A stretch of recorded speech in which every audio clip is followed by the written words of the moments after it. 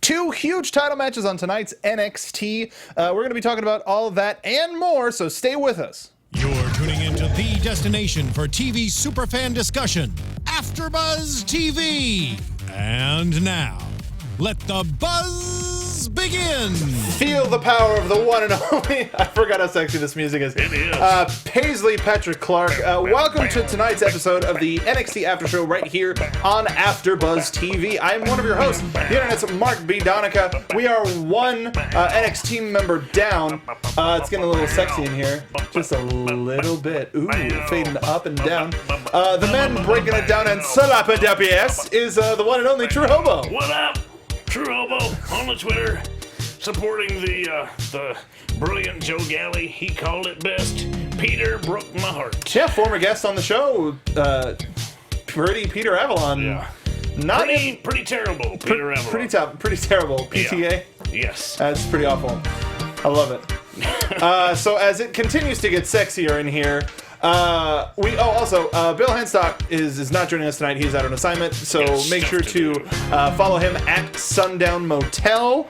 Let's get into the show. Tonight we're going to be talking about two huge title matches, as well as not necessarily a re-debut, but a reappearance, re-establishment. Like herpes. Like just rose back to the surface.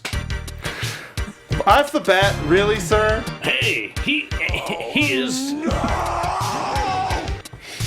I think he would support. He would support that view of himself. He is a highly sexualized being. You can't argue with it. No. Half the time, you're not sure if he's gonna hit you or kiss you. So tonight, Patrick Clark fights Sean Maluta in a pretty well contested contest. Sean Maluta had this match. Really, he had the strength and he had the speed. Right off the bat, he comes flying at Patrick Clark. I had no idea this match was going to go this way.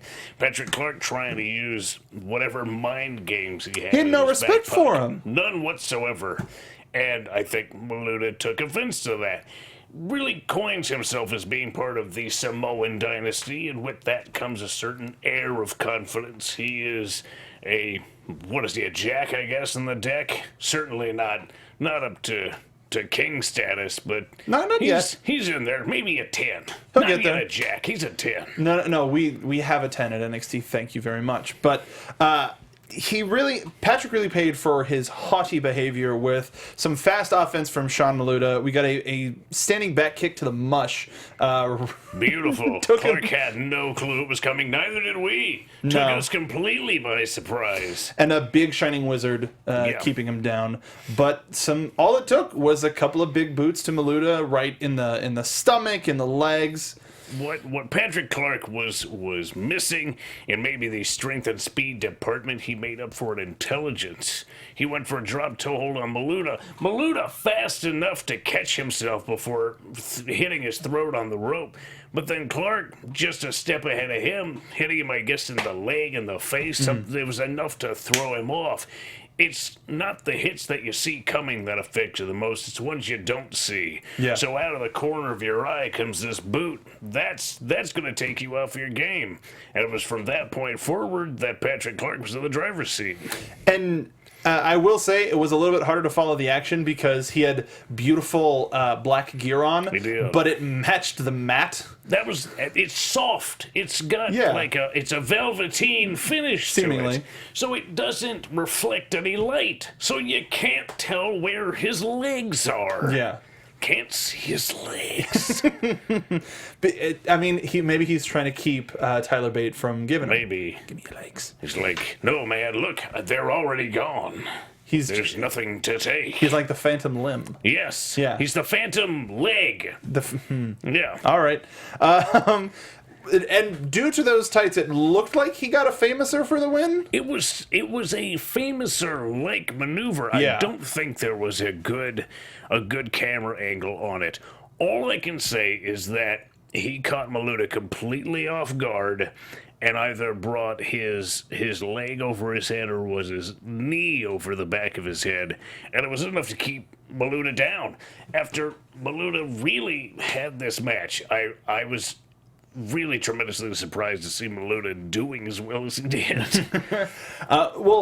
Another thing, it didn't seem like Ziggler's been using the Famouser on SmackDown and not necessarily been getting the best results. But here, Patrick's a bigger dude, and it looked like he got more of the quad and thigh, which that can knock you out. If it lands on the back of your head, in between the mat, you're done. I mean, it's all about how you do it, how well you place it. Any move can be effective if hit in the right way. Mm-hmm. I don't know why Dolph Ziggler can't pick up a win with the Famouser. I would like to see a tail of the tape between Dolph Ziggler and Patrick Clark. There might be a weight difference, a height difference. I'm not sure. I haven't seen the two side by side. Mm-hmm. But that being said, Patrick Clark picked up the win with that maneuver. And Dolph Ziggler, well, maybe those two can meet up somewhere down the line and resolve whatever issues they may have. Patrick seems like more of a SmackDown guy. You think so? That'll probably happen. Yeah, maybe. Yeah, I'd hope so. In the back, we've got Sanity talking about how a degenerate man knows when he's walking to his end, so he invites his friends. Eric Young is asking Ty to be the one to end it for him, just the two of them alone.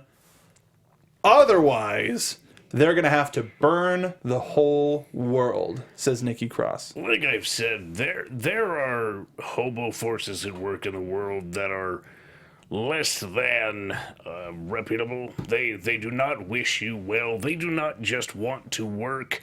They want to tear down the system as a whole. And while I agree with that mentality to a point, I don't think that we should be reduced to anarchy-styled chaos. Oh, you think so? I don't agree with that idea. Sanity is at their absolute best an anarchist group. Not a hobo group.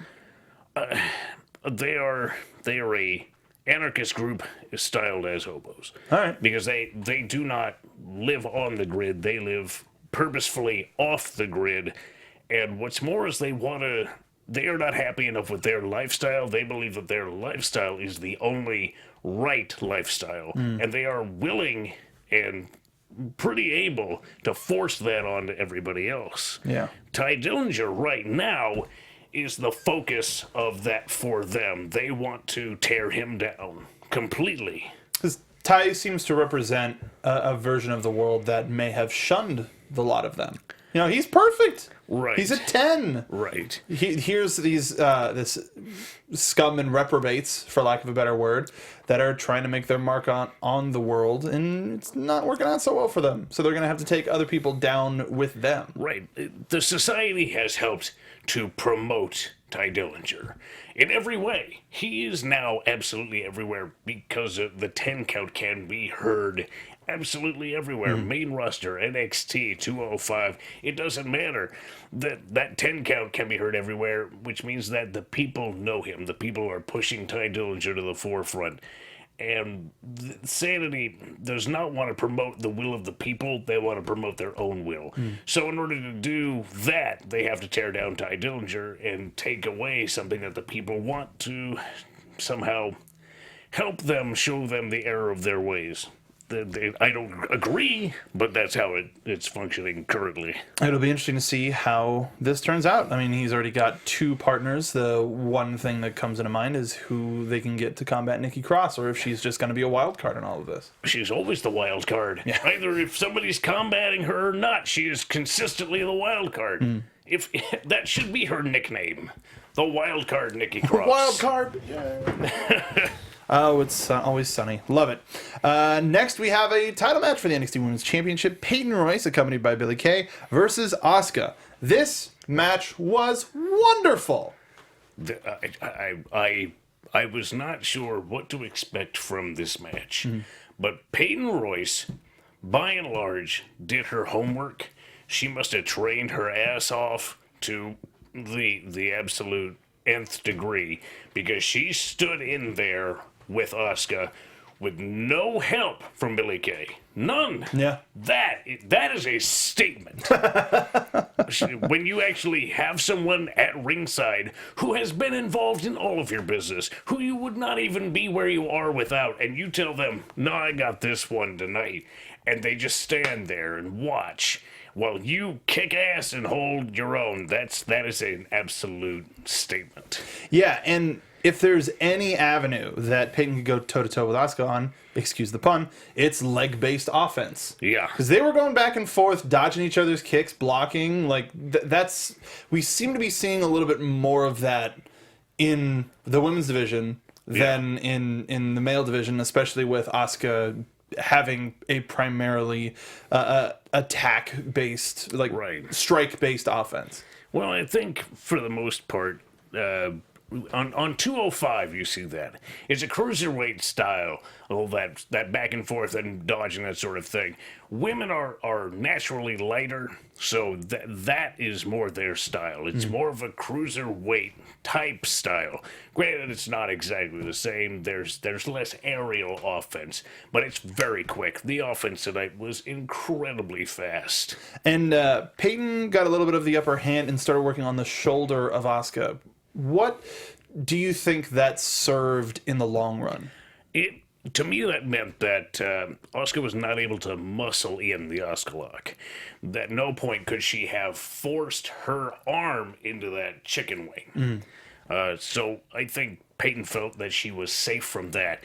A knockout victory is possible, but she felt as though going after the shoulder and the left arm would take away the power of that Asuka lock and would not allow her to be more strong with it, so to speak. A lot of back and forth here, and it got to a point where Asuka was just throwing bones. Like, anything that could possibly hit did in all of the right and wrong places. Yeah, feet, back fist, hip attack, her natural hip attack. She was on fire, as well was Peyton Royce, and managing to hit that calf kick of hers, such a signature calf kick because of the length of her legs. She's able to swing it around. Having long legs is a great weapon because you're able to get more centrifugal force if you spin into it. Why is Chuck Norris's kick so powerful? He's got longer legs. So that's why it works so well when she does it, and she absolutely nailed Asuka with that. In the mouth. Yeah, right in the mush. Matt Levy in chat says, all those legs. Premiering next week is Taisha Bate, a handsome British lady. My goodness. Give me your legs. And you can get your Give Me Your Legs shirt at nxteam.spreadshirt.com. Thanks, Bill. It came out of nowhere because we've seen Royce lean so heavily on Billie Kay with her offense. It was surprising that she didn't get involved. And Asuka, we rarely get these, like, quote unquote full length matches with her because she strikes and goes home. The more and more she has those matches, it seems like the more the ladies in the women's division have an opportunity to study and improve. And we're going to get more and more performances like these as long as Asuka is champion. The longer the match, the more you expose yourself. You expose weaknesses, you expose strengths. And all of that says to an opponent what to work on and what to avoid. So the longer the match, the more of that is telling. And with this, the ending of this match being especially telling, Asuka being able to snap in that Asuka lock seemingly out of nowhere. The finish rolled so into it fast, so just caught her right out of the air. You haven't had an audible gasp like, oh, what's happening? And it was over. Yeah, just like that, it was over. She tried. Peyton tried to lock her arms in order to prevent a full stretch. Couldn't do it.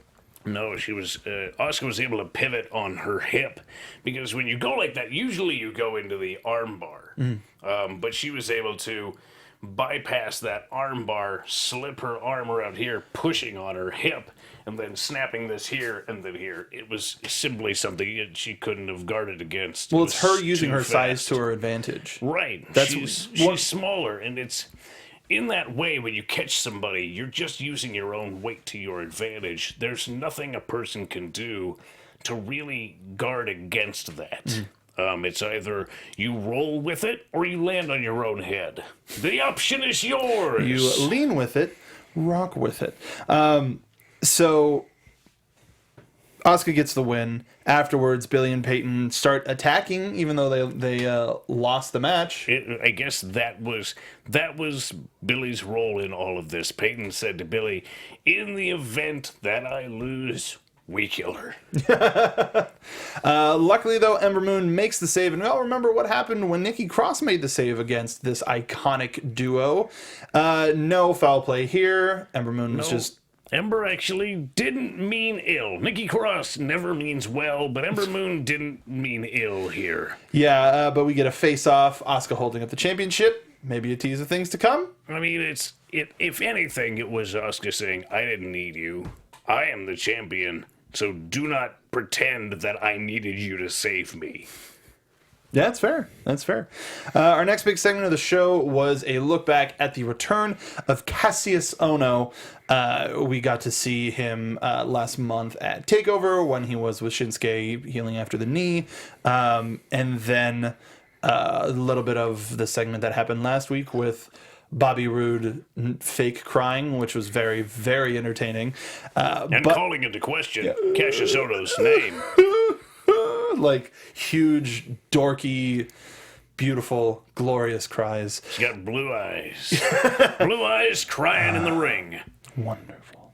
But Regal in the back makes the match. Bobby Roode versus Cassius Ohno for the NXT Championship and we're going to see that in 2 weeks' time.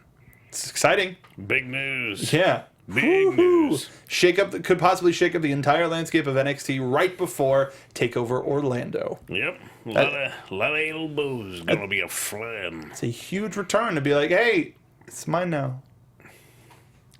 I mean, that's about it. In the back, we see the Authors of Pain being prepped by Ellering for their match. But before the final match, we got a Wolfgang package. We got to look at Wolfgang. What did I say? Wolfgang. I had a feeling. WWE loves big guys, and here's a big guy who's a high flyer. Come on now. He's literally the entire package. Wolfgang was one of my favorite folks coming out of the United Kingdom Championship Tournament, and we have no heading for him right now. They just want us to remind him that he's around, so he's probably going to get a match next week, within the next couple of weeks. Who do you want to see him? Do you want to see him fight against an NXT guy, or do you want to see him fight against a UK guy? It's a really good question. I think Wolfgang's one of the guys who actually could break out and wrestle for NXT, wrestle in more than the UK. Because of his size, 250 pounds, I think the doors are open to him to go further than some of the other competitors. A lot of the UK wrestlers are underweight. Maybe that's not a good way of putting it. Not a good way of putting it. But they're under heavyweight, which means they're in the cruiserweight territory, which means they can only do UK or a cruiserweight. Whereas Wolfgang can do UK and then up to heavyweight, being NXT and then main roster, potentially. I think he's got a little bit more longevity in him. Yeah. If he can actually hold up if he can physically. Hang. Yeah. Who would you want to see him up against? It's really difficult to pin that down. Gosh. Elias Sampson. Why not? Yeah, why not? Yeah. Sure. Take him down a peg. Because he's riding that high horse. Yeah, absolutely. Elias Sampson riding that high horse. I mean, just because I like his work, I'd like to see him work with No Way Jose. Yeah, sure. That would be pretty great. Two big dudes, and the fact that they can look eye to eye, but one has a little bit more speed on the other. Actually, look eye to eye. I think Jose's got the height advantage. Wolfgang's 250. He is a kind of husky 250, which to me says he's only about 6'1" or 2". Okay, yeah, all right. Still, yeah, it's like an Undertaker Kane situation. Yeah.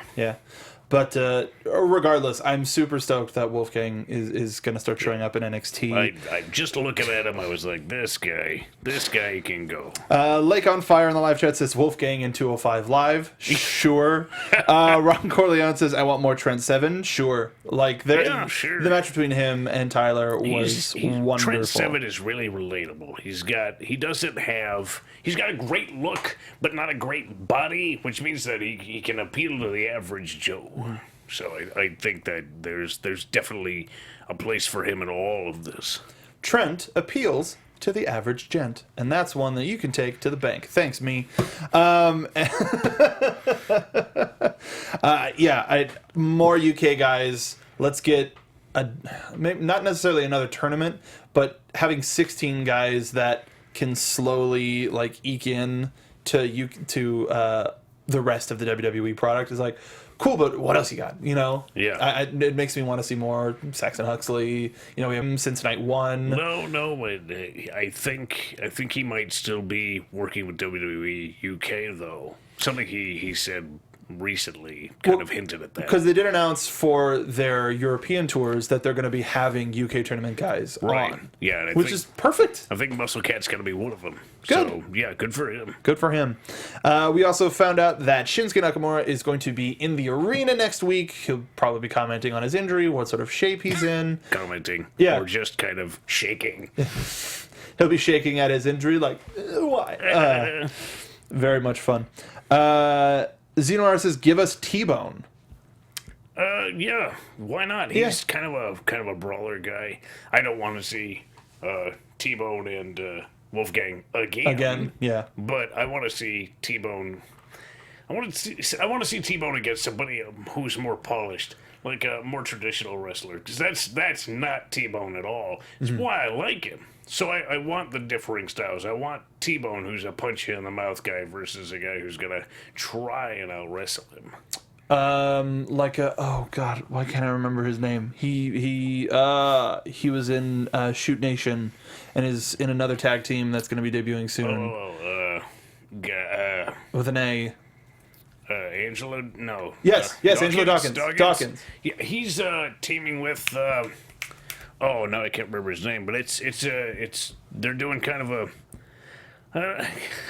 It's hard to pin it down. Soul Brothers? Kinda, yeah, but like a new Soul Brothers thing. Yeah. Like they look super fly. Dude, they were in the one of the challenge videos that they did. They're really good. Like, what was it? The Mannequin Challenge. If you go through the Mannequin Challenge, you can see the two of them together.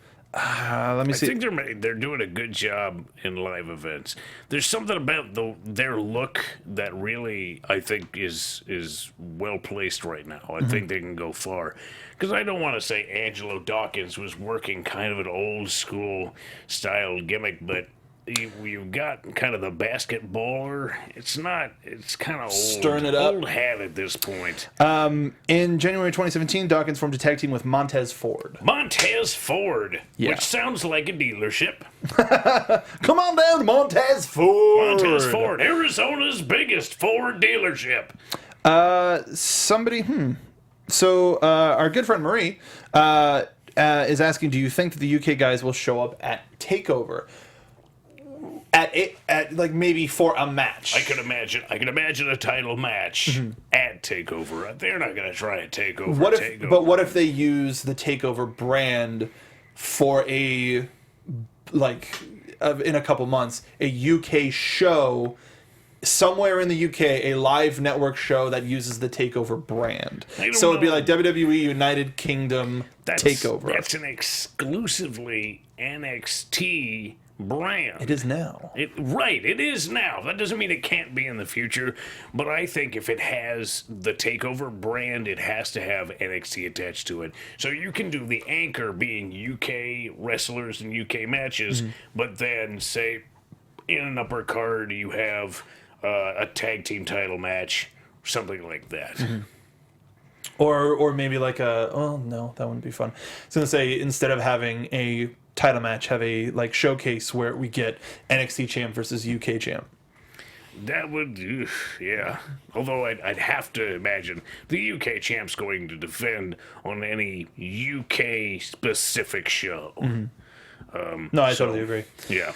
I mean, though we did get title defenses, we've been getting title defense on NXT, so I wonder what the UK championship. We'll wait till let's talk about our main event, and then we'll talk a little bit more about the road to WrestleMania. I don't know why I just had a really weird idea. Can you remember it for like 10 minutes? Okay. Maybe. Write it down. Oh, never mind.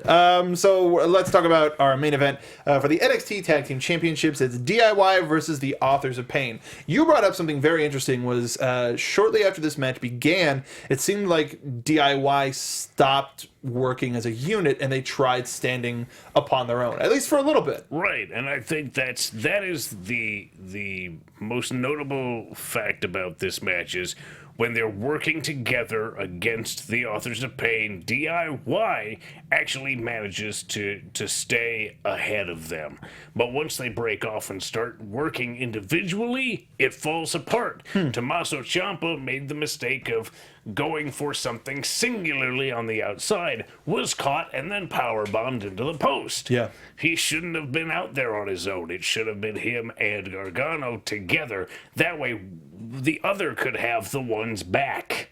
Instead of getting caught in the powerbomb position, if Gargano was out there, he could have actually then taken out the knee of either Rezar or Akam, and then it would have been an effective maneuver. Well, I mean, Ciampa tried to smack the crap out of Rezar, which not a good idea. This match even started with one of the Authors of Pain pushing Ciampa into the corner. Ciampa's like, "Who do you think you are?" And I'm like, well, "He's the bigger man. He's obviously. twice your size. Do you really want to ask him? Because he's the champ, and you're fighting an uphill battle right now." Yeah. And all that got him was being stomped almost through the ring. Yeah. Like, I gotta hand it to DIY, but for goodness sake. I don't have to hand it to DIY. They can't play. They've got to play a technical game. For God's sake, stay out of their hands. Yeah. They keep going, we're tougher than the Authors of Pain. Stop trying to prove that. That's the wrong thing to prove. Prove you're smarter. Prove you're faster. Prove you're more technical. But for God's sake, don't stand toe-to-toe. It just does not work. It hasn't worked. They had them for one part of this match. That was it. Authors of Pain were in the driver's seat. Period. Because of their superior size. And it continued with when Johnny finally got the tag in, he tried to run roughshod all over the two of them by himself, and it ended up catching up to him too. It worked in the short term, but not in the long term. It takes both of them together to really keep the Authors of Pain in check, because they're not fast. The Authors aren't fast. They're just incredibly strong, so you can outmaneuver them to eliminate one and then double team the other. Yeah. So it's possible, but you can't work like one-on-one. You have to eliminate one and then go 2 to the 1. Yeah. However, there was no ending to this match, as DIY, they started to work as a unit a little bit, but missed their finish. And then the Authors of Pain tried to go for their finisher and missed that. And then we got the double submissions again, which I think they're leaning way too heavy on that. It seems at this point I would come to expect them to try to go for a double submission. And if I was on the other end of that attack, I would do my best to stay away from that as possible. Here's why I think the double submissions worked against the Authors of Pain, because you have to tag team rules apply, so you have to have the two legal men together, but you have to make sure that the other man is taken care of. So if you have both of them in submission simultaneously, you know that the illegal man isn't going anywhere and the legal man is down. So they're both tied up, which actually increase your chances of winning. If you let the other guy free, there's a chance he's going to throw you somewhere, go in and break up the submission. But when they're both down in submitted positions, there's nowhere for any of the illegal man to go, and you have a better chance of winning. If I was in that position, I would go for, and I was in fear or like anticipating a submission or something of that nature, I would go after the illegal man. So that way, that keeps the illegal man in the ring to possibly be counted out. Right. And then even no matter what happens with him, even if I do tap, he's not the person that's in the ring right now, and I can I can still get off scot-free and not necessarily lose.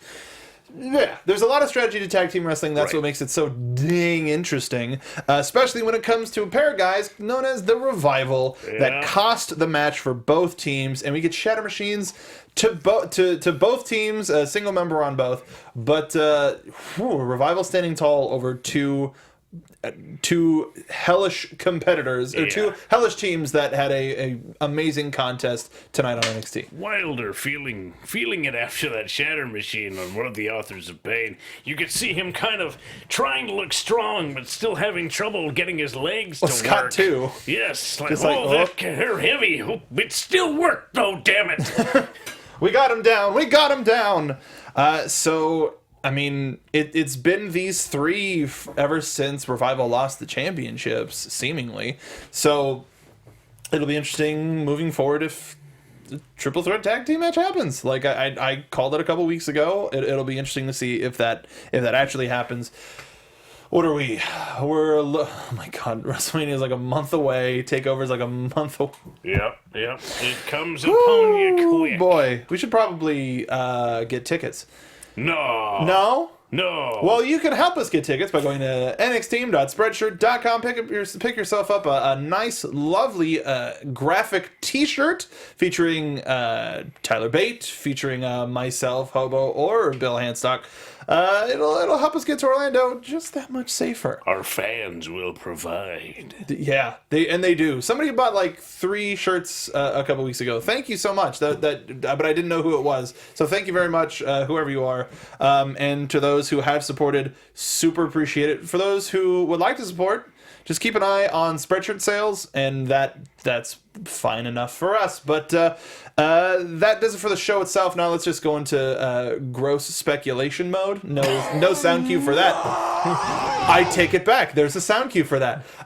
So what was the idea that you had before we started talking about the main event? We always talk about the UK, back to the UK division as a whole. You talk about the UK in terms of parts of the whole, not necessarily it all being in a singular country, yes, but them being so different from each other. You have Wales, you've got England proper, you've got Ireland, you've got Scotland. So what if you gave each of these individual parts rings? Like, instead of a belt, what if you gave them rings, and that way you could decide who the next in line for the championship is, based on if they're able to collect all the rings. So it's like a Galactus, Lord of the Rings kinda situation. I guess I sort of got it from Wolfgang when he pulled up. He's got rings on every finger on one hand. Yeah. I'm like, that's an interesting visual. What if you could do that? That way it would give more weight to single matches. Now it's more of a contest for a purpose instead of it just being kind of a grudge match. Yeah, that'd be interesting. Yeah, it's something different. Different, maybe not. It reminds me a little bit of the Gift of the Gods Championship from Lucha Underground. I don't watch the show. Okay, so I don't know what that is. So their equivalent of the Money in the Bank briefcase is 7 Aztec coins that represent the 7 Aztec tribes.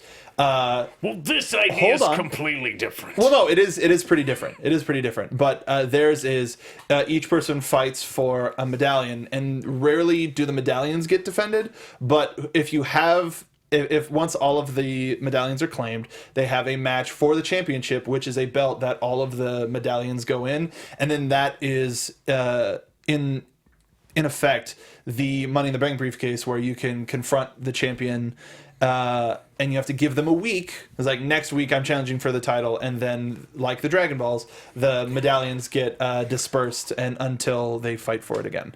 But the ring idea is a lot cooler, and you could just have it up for grabs the whole time. Yeah. Yeah. I mean, it's just something, because wrestling is boring. But could you imagine like the IPW ring, the Rev Pro ring, or like if each of the smaller companies gets a ring, so like that's the representation, and then if once you collect all of the rings or whatever, it affects a standing or whatever. Yeah, that's fun. I like that. Yeah, that's really cool. It's not a bad idea. It gives representation to everybody, and it gives weight to matches. Because a match for no reason is really hard to pay attention to, especially when it's just another match. You know, like you got to make your match special. I'm a wrestler, so I get it. When did this start? It started about 8 years ago. God, has it been 8 years? Eight whole years. Yeah, that reminds me of G.I. Joe. Does your mom still hang out by Dockside Bars? Ron Corleone says, sounds like the WMAC Masters belt. Yes, it does. And I love WMAC Masters. That was a good idea there. Like on Fire says, that's what we need in NXT jewelry. Well, hell, there already is. The way that they present the NXT Women's Championship, it seems like they're already treating it like jewelry anyway. Yeah. And the chimes. I don't know what was that tonight? And the font was that's normal. Backwards. Is that normal? Normal. Do I block that out on a regular basis? It's ridiculous. So let's talk. Since we do have a little bit of time, let's talk about moving towards Takeover and sort of the incomplete pieces that we don't know about. So as of right now on television, we do not know if Shinsuke Nakamura has been cleared. He's been, it seems like he's in the gym. Yeah, he's kicking stuff. So I imagine that means your leg's kind of okay. If you're kicking stuff, your leg is kind of okay. Yeah. That's just him. So depending on how the title match goes in 2 weeks, it could be Nakamura, Ohno, Bobby Roode, or like where. Now that he's just sort of been thrown into the title picture, where does Cassius Ohno sort of fit in the in that whole area? Like, does he have a singles match against? If he loses the championship, does he get reinserted into the title match or what? I feel like he and Roderick Strong are almost in the exact same place. Their time is just different. Roderick Strong debuted a little while ago, so he's had time to, I don't know. Mm-hmm. So now here's Cassius Ohno. I don't know. So here's Cassius Ohno, who just debuts and challenges Roode, who may or may not win the championship, and if he doesn't, that means his relevancy is nil, gone, unless Bobby Roode wins by disqualification, I suppose. But also that's the only way I could think that he would still remain relevant. Do you think Roderick would? So like Sanity looks like they're going all or nothing. Yeah. So it looks like we're gonna have at least one more singles match between Ty and Eric. Does that go to Takeover, or does that happen at the Central Florida show? The problem is it's so hard to tell because all of this looks like Ty Dillinger is going to be moving to the main roster sooner rather than later. Yeah. But there's the question. When is sooner rather than later? Is that before WrestleMania or after WrestleMania? So either this whole thing could wrap up at the show in Central Florida, or it'll continue on to WrestleMania. And it could set up something for WrestleMania. Right, I don't know how this could... And yeah, it's hard for me to argue how that can stay alive. Sure.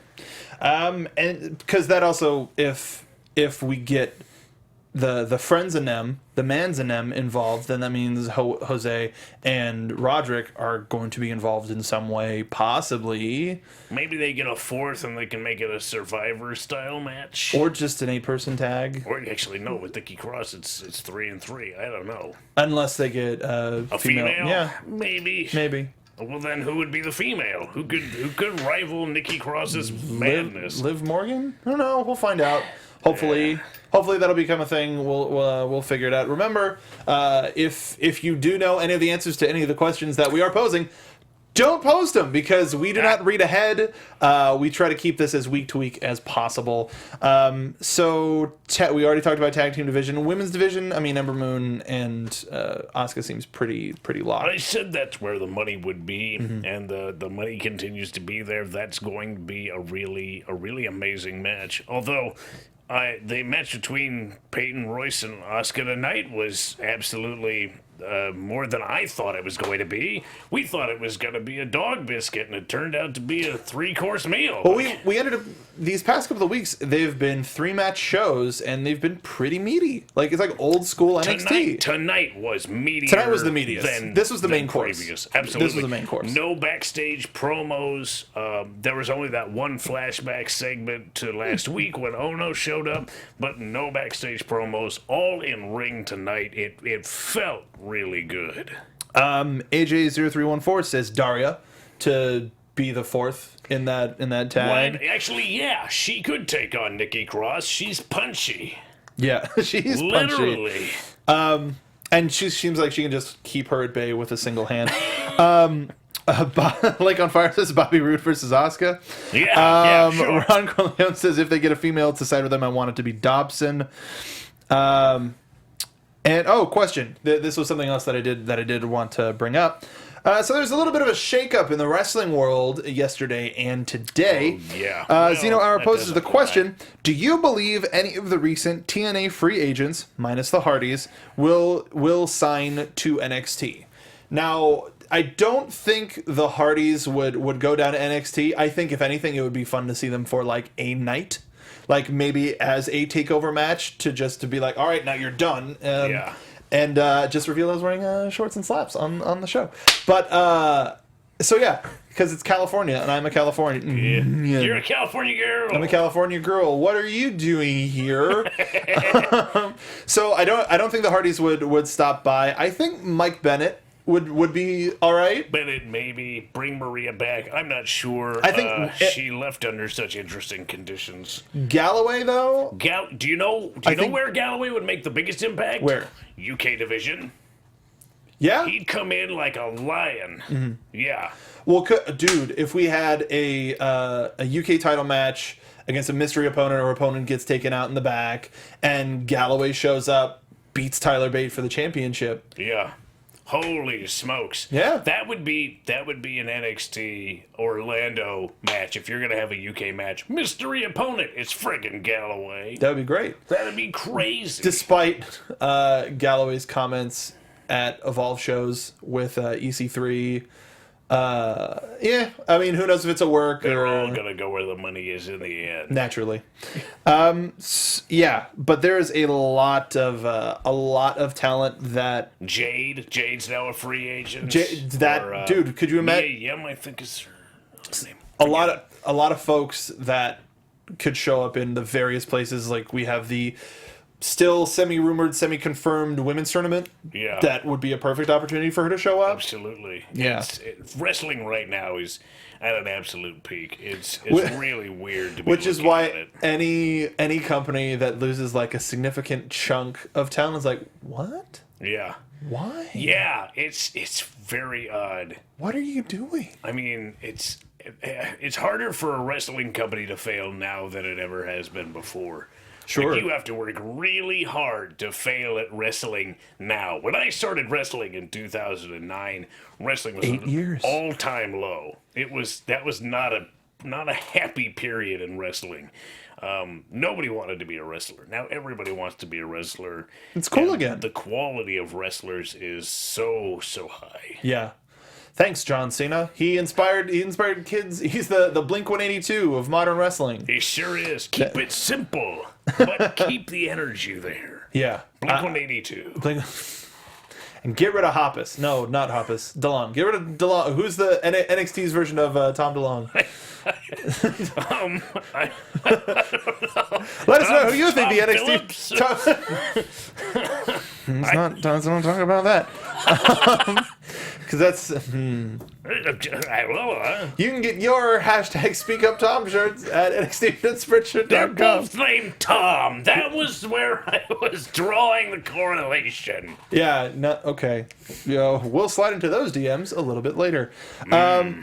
So if there's anything that y'all want us to cover on the show, since they seem to be getting a little bit shorter, when we do have a little bit of a buffer period at the end, make sure to leave us a comment down below in the YouTube YouTube section, the YouTube comments section. Also use the hashtag NXTeam. We check that pretty periodically, and it'll give us something additional to talk about on the show. We are gearing up for Orlando. Hobo and I are both planning to be in Orlando, and Bill is also planning to be in Orlando. Who do you think I should interview? I'm going to interview somebody and annoy the hell out of them with my beautiful voice. And if you haven't seen Hobo's interviews with Curtis Axel, which magical, or Sheamus was a good one. That was a SummerSlam. But you interviewed the Revival back when they were the Mechanics. And when the line was shorter, they had a line of like 5-6 people, and we were offered them or somebody else. We were like, we're gonna do this. Let's do it, dude. We're the NXT people. Come on, we're the NXT show. We should probably get with the NXT guys. I don't know. Nobody knows who these guys are. Let's just talk to them anyway. And it's still one of my favorite things to go back and watch. They're so great. Hot start. No, the not starter's like, it's a nice jacket. We have better jackets. That don't work for your company. It's a lot of fun. Let us know we will try to interview as many people as possible. Since we are in Orlando, we're gonna try to work something out to see if we can get like a lot of people at once. Who knows? Yeah. We're still trying to figure it out. We have a huge AfterBuzz contingent heading over. We also have our friends at Wrestling Compadres heading over, and our friends at Up Rocks, and our friends at Pro Wrestling Sheet. I mean, it's WrestleMania. Who's not gonna be there? Nobody at this point. Seriously. Every year it gets bigger and bigger. Hobo should interview Bait if he's not a leg-having coward. I'm going to have to do my interviewer stance. Yes, you are. So make sure after the show goes off the air, for those of you who are watching us live, the comments don't stick, so you're going to have to reload the page in maybe like 20 minutes and then leave the comments all over again, also on Twitter. But until next time, where we are going to be coming to you from the University of Central Florida, or the show is going to be coming to you from there. Hobo, we're not. What are you working on? Where can the folks find you? You can find me on Twitter at TrueHobo. Championship Wrestling from Hollywood's taping again. I think it's next week. The 12th. Maybe? The 12th. The 12th. Yeah, whatever the I just hell saw the 12th is. From Dave. If you want to see me wrestle in a town near you, just tag the promoter with Hire the Hobo. And, I might have some news about working in a certain place coming up here pretty soon, so stay tuned at True Hobo.